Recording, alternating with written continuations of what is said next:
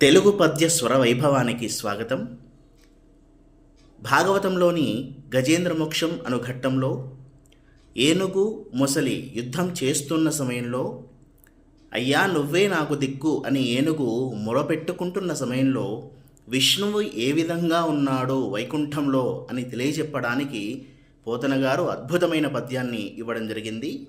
ఆ పద్యం చెబుతున్నాను.